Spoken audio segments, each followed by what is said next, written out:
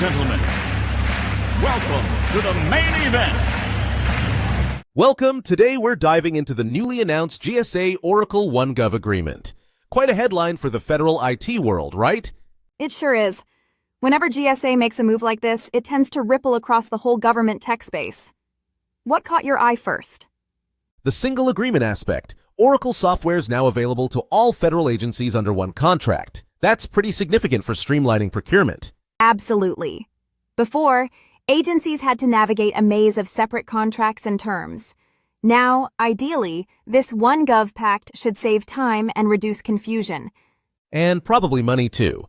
Bulk agreements tend to drive down costs, don't they? In theory, yes.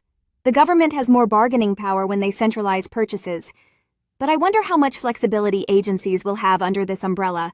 That's a good point. Standardization can be a double-edged sword. Great for efficiency, but maybe not so great for agencies with unique needs. Exactly. Some agencies might have specialized compliance or security requirements. I'm curious how the contract accommodates those differences. The article mentioned GSA worked closely with Oracle to address federal security and privacy standards. But I bet there's still a lot of negotiation at the implementation stage. For sure. And it's not just about software licenses. There's also support, maintenance, and updates. Those can get complicated with big enterprise vendors. Especially with Oracle, which has a reputation for being, let's say, particular about licensing terms. Do you think OneGov will simplify that? I hope so. At least with one set of terms, agencies won't have to decode a dozen different contracts. But there's always that fine print. True. Sometimes it feels like you need a degree in legalese just to manage these agreements. Or a caffeine IV drip. But seriously, centralizing under GSA should help standardize training and support too, right? I'd imagine so.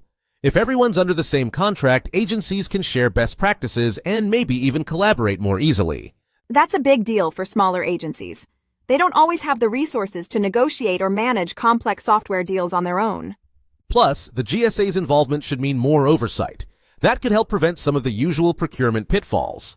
Like accidental overspending or duplicate purchases.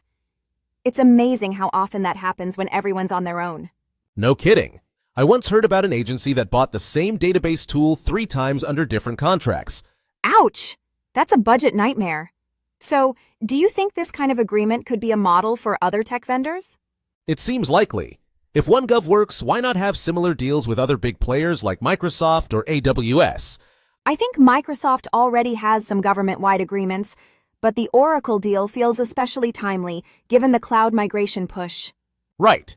The article mentioned cloud services, not just traditional software. That's a big shift for agencies that have relied on legacy systems. Definitely. Migrating to the cloud isn't just a technical challenge. It's a procurement and policy challenge too. And with Oracle in the mix, agencies can tap into both their on-premise and cloud offerings under one contract. That's got to help with hybrid environments. Hybrid is the word of the day in government IT. Not everyone's ready to go full cloud. Some data just has to stay on premises. Security, privacy, and sometimes just plain inertia. Change is hard, especially in large organizations. And let's not forget about compliance. Federal agencies have a laundry list of regulations to meet. FISMA, FedRAMP, you name it. The fact that GSA and Oracle work together on this suggests those boxes are being checked. I hope so. Agencies can't afford to take risks with data security, but I'm also curious how this will affect competition. You mean whether this locks agencies into Oracle's ecosystem? Exactly. There's always a risk of vendor lock-in when you centralize procurement, especially with a giant like Oracle. On the flip side, it could encourage Oracle to be more responsive to government needs. They're competing for a huge consolidated customer now. That's true. And I imagine GSA will keep an eye on performance metrics and customer satisfaction. Speaking of metrics, the article mentioned built-in reporting and monitoring tools. That should help agencies track usage and costs. That's huge. Transparency is often lacking in software procurement. Having a dashboard to see what you're actually using? Game-changing. It's like finally being able to look at your phone bill and realize you've been paying for a landline you never use. Or 5 streaming services and you only watch one. But jokes aside, software sprawl is real in government. And expensive. Central agreements like OneGov could help agencies rein in those costs and get more value. I wonder how this will impact smaller software vendors. Will they be squeezed out or will they have to up their game? It could go either way. Some might partner with larger vendors or carve out niches that Oracle can't fill. That's the nature of the tech ecosystem. Big fish and little fish, but there's always room for innovation. Agreed. And with GSA setting the terms, maybe there's more room for interoperability and integration. That would be a dream. Too often, agencies end up with siloed systems that don't talk to each other. Which leads to manual workarounds, and nobody wants that. Maybe this agreement can nudge things in the right direction. I hope so. The government's IT landscape is already complex enough. Anything that simplifies it is a win. But as with any big change, there will be bumps along the way. Agencies will need guidance and support during the transition. That's where GSA's role is critical. They can provide templates, training, and maybe even a help desk for questions. I'd love to see a GSA Oracle hotline. Press 1 for licensing, press 2 for cloud migration headaches. Press 9 to talk to a human. But seriously, central support could make a big difference. And maybe over time, we'll see more innovation in how government buys and uses technology. That's the hope. The OneGov agreement is a step, but it's not the destination. I'm curious about feedback from the agencies themselves. Will they embrace the new system or stick to old habits? Change management will be key. Even with a shiny new contract, people need to feel comfortable and confident using it. Training, communication, and maybe a few success stories to show what's possible.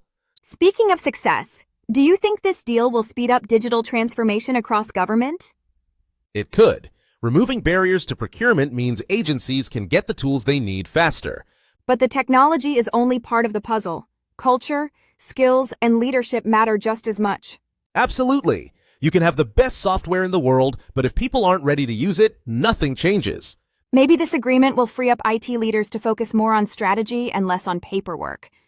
That would be a welcome shift. Less time on contracts, more time on mission. And who knows, maybe other countries will take note and try similar approaches. The U.S. government is often a trendsetter in public sector IT. If this works, it could set a new standard. Or at least spark some lively debates at procurement conferences. Procurement folks know how to party. Just ask them about FAR clauses. Or Section 508. But getting back to the article, it's clear the GSA Oracle deal is more than just paperwork. It's about rethinking how government interacts with technology vendors and hopefully making things better for everyone involved. Time will tell how it plays out, but it's definitely a story worth following. For sure. Before we wrap up, what's your biggest question going forward? I'm watching to see how agencies adapt.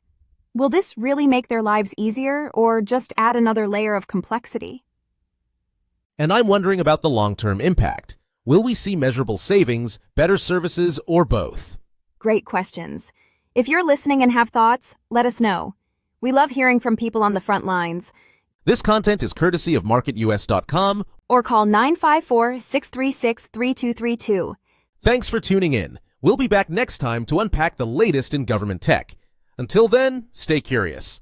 And stay caffeinated. See you next time. Thanks for watching. I'm Nancy, your AI avatar. If you like this podcast, you can get one for yourself based on a website, YouTube video, or any source. Contact me to get a customized quote for your content. See you soon.